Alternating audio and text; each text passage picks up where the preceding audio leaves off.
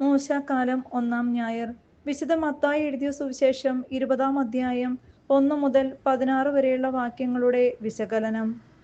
മുന്തിരിത്തോട്ടത്തിലെ ജോലിക്കാരുടെ ഉപമ.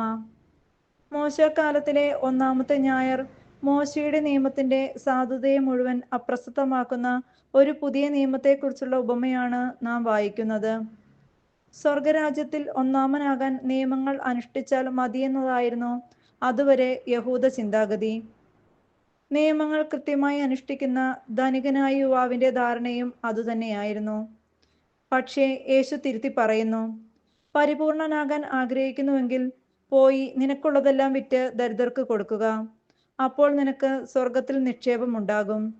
പിന്നെ വന്ന് എന്നെ അനുഗമിക്കുക. പക്ഷേ ധനം പങ്കുവെക്കാൻ മനസ്സില്ലാത്തതിനാൽ വളരെയേറെ സങ്കടത്തോടെ അയാൾ തിരിച്ചുപോയി. മത്തായി 19:21-22. അനനിയാസും സഫീറയും തങ്ങൾക്കുള്ളതെല്ലാം വിറ്റ് ദാനം ചെയ്തു. പക്ഷേ ഒരു ഭാഗം രഹസ്യമായി മാറ്റിവെച്ചു. അത് അവർക്ക് വിനയായി. അപ്പസ്തോലപ്രവർത്തനങ്ങൾ 5:1-11. അവർ വളരെ നല്ല കാര്യമാണ് ചെയ്തതെങ്കിലും അല്പം സ്വാർത്ഥത ബാക്കി വച്ചു. ദൈവത്തെയും മാമോനെയും ഒരുമിച്ച് സേവിക്കുക സാധ്യമല്ല. മത്തായി 6:24. പത്രോസ് യേശുവിന്റെ ശ്രേഷ്ഠ ശിഷ്യനായിരുന്നു. വീടും ജോലിയും ഭാര്യയെയും ഉപേക്ഷിച്ച് ശിഷ്യസ്ഥാനത്തേക്ക് ഇറങ്ങിത്തിരിച്ചനാണവൻ. ആ ഉപേക്ഷയിലും ഒരു സ്വാർത്ഥത ഒളിഞ്ഞു കിടക്കുന്നുണ്ടായിരുന്നു. എല്ലാം ഉപേക്ഷിച്ചു വന്ന തങ്ങൾക്ക് എന്ത് ലഭിക്കും? മത്തായി 19:27. യേശു പറയുന്നു, മുമ്പന്മാർ പലരും പിമ്പന്മാരും പിമ്പന്മാർ മുമ്പന്മാരുമാകും. 19:30. അതേ വാക്കുകൾ തന്നെ ഇന്നത്തെ മുന്തിരിത്തോട്ടത്തിലെ ജോലിക്കാരുടെ ഉപമയിലും ആവർത്തിക്കപ്പെടുന്നു.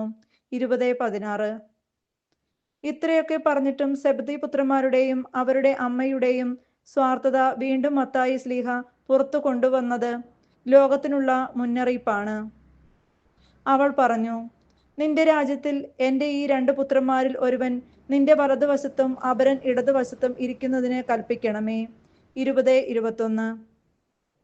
വിധവയുടെ കാണിക്കയും ചുങ്കക്കാരന്റെ പ്രാർത്ഥനയും സക്കേവൂസിന്റെ ദാനധർമ്മവും മഗ്ദലന മറിയത്തിന്റെ ഏറ്റുപറച്ചിലും നല്ല കള്ളന്റെ അഭ്യർത്ഥനയുമൊക്കെ പിമ്പന്മാരെ ഒന്നാമതാക്കിയ കഥകളാണ്.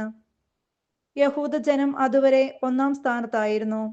പക്ഷേ വിജാതീയരുടെയും പാപികളുടെയും ചുങ്കക്കാരുടെയും പക്ഷത്തായിരുന്നു യേശുവിന്റെ ഹൃദയം. അവസാന വിധിയിൽ മത്തായി 25:31-46. വിശക്കുന്നവർക്ക് ആഹാരം നൽകിയപ്പോൾ, ദാഹത്തിന് കുടിക്കാൻ നൽകിയപ്പോൾ, പരദേശിയെ സ്വീകരിച്ചപ്പോൾ, നഗ്നനെ ഉടുപ്പിച്ചപ്പോൾ, രോഗിയെ ശുശ്രൂഷിച്ചപ്പോൾ, ജയിൽ സന്ദർശനം നടത്തിയപ്പോൾ അദൃശ്യനായി അവരിൽ കുടികൊള്ളുന്ന യേശുവിനെ തന്നെയാണ് അവർ ശുശ്രൂഷിച്ചതിനാൽ ലോകസ്ഥാപനം മുതൽ സജ്ജമാക്കിയ രാജ്യം അവർക്കായി നൽകപ്പെട്ടുവെന്ന് വായിക്കുന്നു. മത്തായി 25. ഈ ലോകത്തിലെ സകല കഷ്ടപ്പാടും സഹിച്ച ദരിദ്രനായ ലാസർ പത്രോസിന്റെ മടിയിലേക്കും ഭൂമിയിൽ എല്ലാ സുഖവും അനുഭവിച്ച ധനവാൻ നരകപീഡയിലേക്കും ആനയിക്കപ്പെട്ടു. യഹൂദർ പുച്ഛിച്ചു തള്ളിയ ദുഃഖിതരും വിലപിക്കുന്നവരും വിശപ്പും ദാഹവും അനുഭവിക്കുന്നവരും പീഡിതരും ദരിദ്രരും അന്യായമായി അവഹേളിക്കപ്പെടുന്നവരുമൊക്കെ ഭാഗ്യമുള്ളവരായി പ്രഖ്യാപിക്കപ്പെടുമ്പോൾ മത്തായി 5:1-12. പൊങ്ങച്ചവും വീമ്പും പറഞ്ഞു നടന്ന ഫരിസേയരും നിയമജ്ഞരും ശപിക്കപ്പെട്ടവരായി മാറി. മത്തായി 23:1-36. സ്വർഗത്തിന്റെ കാഴ്ചപ്പാടുകളും ഭൂമിയിലെ കാഴ്ചപ്പാടുകളും ആകാശവും ഭൂമിയും പോലുള്ള വ്യത്യാസമുണ്ട് എന്ന് സുവിശേഷം മുഴുവൻ അവൻ പഠിപ്പിച്ചു. അവിടെ ഭൂമിയുടെ മൂല്യങ്ങൾ കുത്തനെ മാറി മറിഞ്ഞു. ഈ പ്രബോധനങ്ങളുടെ ആകെത്തുകയാണ് ഇന്നത്തെ ഉപമ. 1-ാം മണിക്കൂറിൽ വന്നവർക്കും അവസാനം 12-ാം മണിക്കൂറിൽ വന്നവർക്കും ഒരേ വേതനം വീതം വയ്ക്കുന്ന സ്വർഗത്തിന്റെ നീതി മനുഷ്യബുദ്ധിക്ക് നിരക്കുന്നതല്ല. ഉപമയിലെ വേതനം ദൈവത്തിന്റെ കൃപയാണെന്നാണ് ഓർമ്മിപ്പിക്കുന്നത്. അതിന് അതിർവരമ്പുകളില്ല, ജാതിയില്ല, മതമില്ല, വർഗമില്ല, ദേശമില്ല, വർണ്ണമില്ല, ലിംഗമില്ല. എല്ലാവരും തുല്യർ, ഒരേ ദൈവത്തിന്റെ മക്കൾ. ഒരു ധനാറ എന്നത് ദൈവത്തിന്റെ വിശാല മനസ്കതയാണ്. അത് ദൈവത്തിൽ അന്തർലീനമായിട്ടുള്ള അവന്റെ സ്വഭാവമാണ്. അത് അവന്റെ മാത്രം സ്വന്തമാണ്. നമുക്കതിൽ അവകാശമില്ല. അവന് സ്വന്തമായ വസ്തുവകകൾ കൊണ്ട് അവൻ ഇഷ്ടമുള്ളതുപോലെ ചെയ്യുന്നു. മത്തായി 20:15. ഒരിക്കലും വറ്റി വളരാത്ത കൃപയാകുന്ന ദാനം അവന്റെ ഭണ്ഡാരത്തിൽ സൂക്ഷിച്ചു വെക്കപ്പെട്ടിരിക്കുന്നു. അവനിൽ സ്വാഭാവികമായി കുടികൊള്ളുന്ന നന്മയാണ് ആ കൃപ. എല്ലാവരെയും രക്ഷിക്കാനുള്ള കൂപയാണത്. 99 വിട്ട് വഴിതെറ്റിയ ഒന്നിനെ പോലും അവൻ തേടിയിറങ്ങുന്ന കൃപയാണത്. മത്തായി 18:12. പാപം വർദ്ധിച്ചെടുത്ത് കൃപ അതിനുമേൽ വർദ്ധിച്ചിരിക്കുന്നു. റോമ 5:20. കാരണം അവൻ സ്നേഹമാണ്, ക്ഷമയാണ്, കരുണയാണ്, ദയയാണ്, നന്മയാണ്. വിശാല ഹൃദയത്തോടെ അത് എല്ലാവർക്കും ഒരുപോലെ വാരി വിതറുന്നവനാണ്. അതവന്റെ സ്വഭാവമാണ്. ദൈവരാജ്യത്തിലെ നീതിയാണ്. ലോകരാജ്യത്തിന്റെ നീതിക്ക് കടകവിരുദ്ധമാണത്. നല്ലവന്റെ മേലും ശിഷ്ടന്റെ മേലും ഒരുപോലെ മഴ വർഷിക്കുകയും സൂര്യനെ ഉദിപ്പിക്കുകയും ചെയ്യുന്നതാണത്.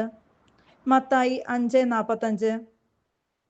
ആ ദൈവരാജ്യനീതിക്ക് നീയും അർഹനാണ്, അതുപോലെ മറ്റുള്ളവരും. ആദ്യം വന്നവനെന്നോ അവസാനം വന്നവരെന്നോ വകഭേദമില്ല.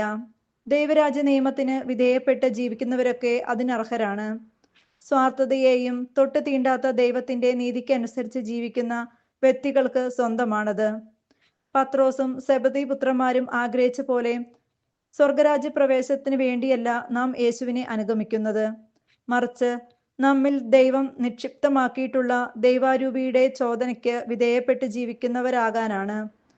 പരിശുദ്ധാത്മാവ് കടന്നു വരുമ്പോഴാണ് ലോകരൂപി നമ്മിൽ നിന്ന് വിട്ടകലുന്നതും ദൈവരാജ്യരൂപിക്ക് നാം വിധേയരാകുന്നതും.